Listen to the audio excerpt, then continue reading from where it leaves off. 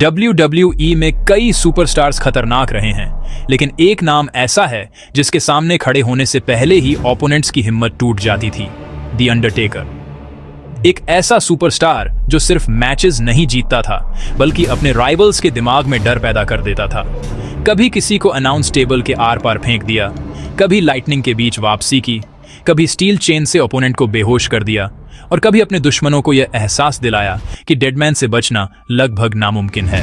आज हम देखेंगे द अंडरटेकर के 7 मोस्ट डेंजरस मोमेंट्स, और ट्रस्ट करो, इस लिस्ट का आखिरी मोमेंट इतना शॉकिंग है कि रैंडी ऑर्टन जैसे लेजेंड किलर तक डरकर पीछे हट गए थे। तो वीडियो को एंड तक जरूर देखना, क्योंकि जैसे जैसे लिस्ट आगे बढ़ेगी डेंजर लेवल भी बढ़ता जाएगा।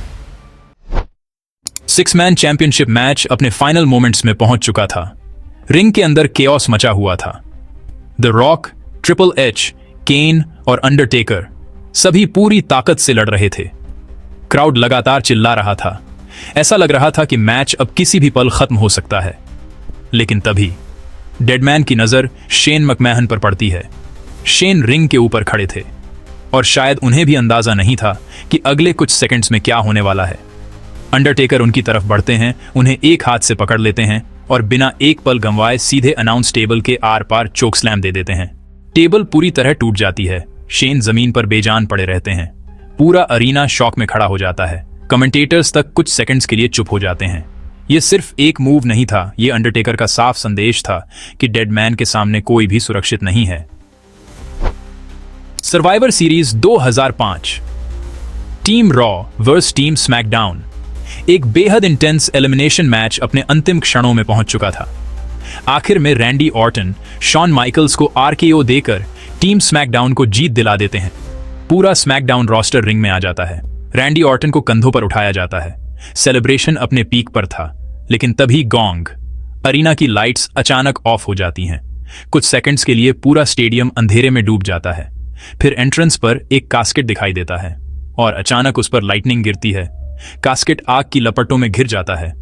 रैंडी ऑर्टन के चेहरे पर कॉन्फिडेंस की जगह डर दिखाई देने लगता है, और फिर जलते हुए कास्केट के अंदर से निकलते हैं द अंडरटेकर। पूरा क्राउड पागलों की तरह चीख उठता है। डेडमैन रिंग में आते हैं और एक एक करके सभी सुपरस्टार्स को डिस्ट्रॉय कर देते हैं। रैंडी ऑर्टन डर कर पीछे हट जाते हैं।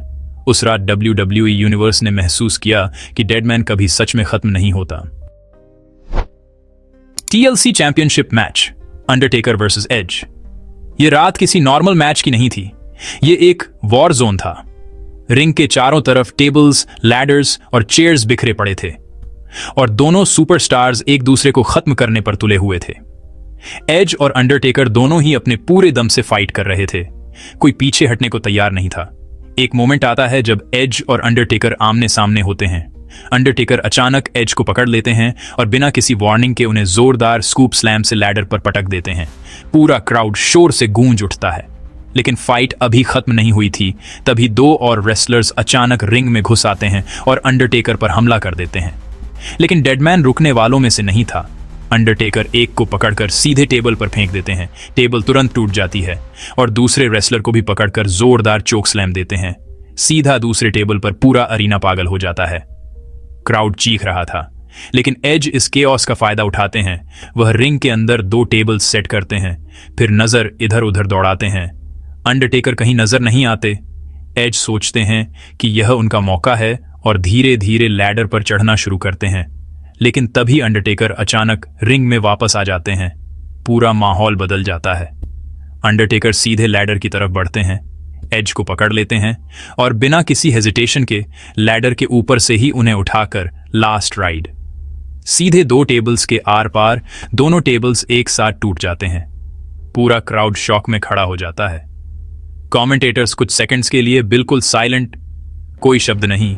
अंडरटेकर धीरे धीरे खुद को संभालते हैं और लैडर पर चढ़ने लगते हैं, चैंपियनशिप के लिए हाथ बढ़ाने। लेकिन तभी फिर से 2 अलग रेसलर्स रिंग में आ जाते हैं और अंडरटेकर पर हमला कर देते हैं। लेकिन डेडमैन फिर भी हार नहीं मानते। वह एक को पकड़कर चेयर से जोरदार वार करते हैं और दूसरे को भी न्यूट्रलाइज कर देते हैं। अंडरटेकर फिर से लैडर पर चढ़ने लगते हैं, लेकिन इसी बीच एज जो गिर चुके थे अचानक उठते हैं और पूरी ताकत से लैडर को धक्का दे देते हैं। अंडरटेकर लैडर के साथ सीधे नीचे गिरते हैं और नीचे लगे टेबल्स पूरी तरह टूट जाते हैं। पूरा अरीना शॉक में था और इसी केओस का फायदा उठाकर एज चैंपियनशिप जीत जाते हैं। लेकिन इस मैच के बाद भी सब यही कहते हैं, जीत एज की थी, लेकिन असली डोमिनेशन अंडरटेकर का था। No Mercy 2002 Hell in a Cell match, the Undertaker versus Brock Lesnar.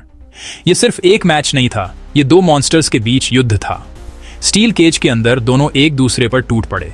Chair shots, steel steps, brutal punches और हर अटैक के साथ रिंग से लाल होता गया। कभी क्राउड को लगा अंडरटेकर जीतेंगे, कभी लगा ब्रॉक लेसनर अनस्टॉपेबल हैं। पॉल हेमन भी बीच में इंटरफियर करते रहे। एक मोमेंट में अंडरटेकर ने सेल के दरवाजे पर लात मारकर हेमन को गिरा दिया। उनके सिर निकलने लगा। पूरा मैच इतना वायलेंट था कि यह WWE हिस्ट्री के सबसे ब्रूटल मैचेस में गिना जाता है। हालांकि अंत में ब्रॉक लेसनर जीत गए, लेकिन उस रात अंडरटेकर ने साबित कर दिया कि डेडमैन दर्द सह भी सकता है और दर्द दे भी सकता है।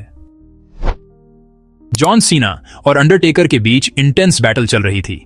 सीना बार बार अटैक कर रहे थे, लेकिन अंडरटेकर हर बार उठ खड़े होते थे। चोकस्लाम, लास्ट राइड, टूम्बस्टोन, डेडमैन ने सब कुछ इस्तेमाल कर लिया, लेकिन सीना हार मानने को तैयार नहीं थे।